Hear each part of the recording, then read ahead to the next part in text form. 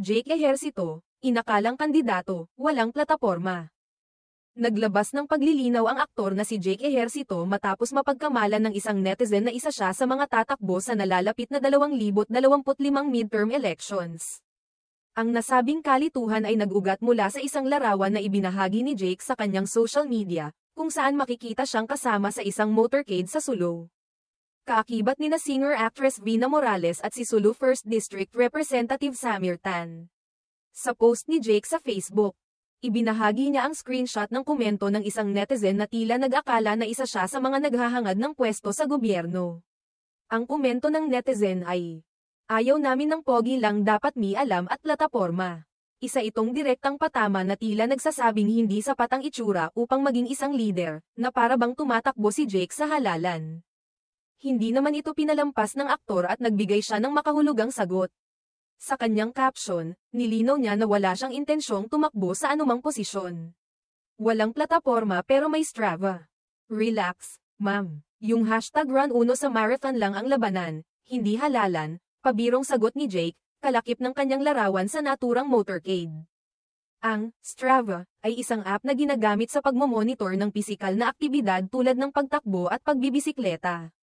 Kaya malinaw na ang kanyang presensya sa kaganapan ay kaugnay lamang ng isang aktibidad na pampalakasan, hindi politikal. Para sa mga hindi pa masyadong pamilyar, si Jake Ejercito ay anak ng dating Pangulo ng Pilipinas na si Joseph Erap Estrada at dating aktres na si Larnie Enriquez. Sa kabila ng kanyang matunog na apelyido sa mundo ng politika, hindi pa siya sumasabak sa anumang halalan o nagpapahayag ng interes sa pagtakbo sa kahit anong posisyon sa pamahalaan. Bagamat nagtapos siya ng kursong Political Science mula sa Queen Mary University of London, nananatili siyang aktibo sa showbiz at social media, kung saan madalas siyang pinupuri sa pagiging hands-on na ama sa kanyang anak na si Ellie, anak niya kay Andy Eigenman. Kilala rin si Jake sa kanyang pagiging aktibo sa mga isyong panlipunan, kung saan paminsan-minsan ay nagbibigay siya ng kanyang opinyon sa mga mahahalagang isyu sa bansa, pero hindi ito nangangahulugang siya ay may planong pumasok sa mundo ng politika. Hindi ito ang unang pagkakataong napagkamalan si Jake na may planong pumasok sa politika. Dahil na rin sa kanyang maayos na imahe, edukasyon, at angking karisma.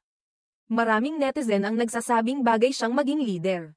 Ngunit sa kasalukuyan, nilinaw niyang ang kanyang mga ginagawa ay hindi bahagi ng kampanya kundi simpleng pakikibahagi lamang sa mga community events at personal advocacies.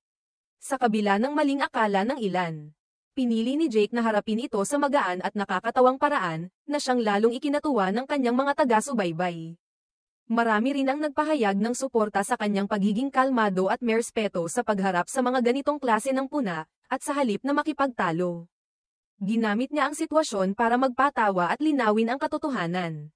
Hanggang sa ngayon, nananatiling tahimik si Jake pagdating sa politika. At sa halip ay nakatuon ang kanyang atensyon sa kanyang pamilya, karera, at mga personal na adhikain. Malinaw sa kanyang mga taga-suporta na hindi pa ito ang tamang panahon kung sakaling maisipan man niyang pasukin ang mundo ng politika.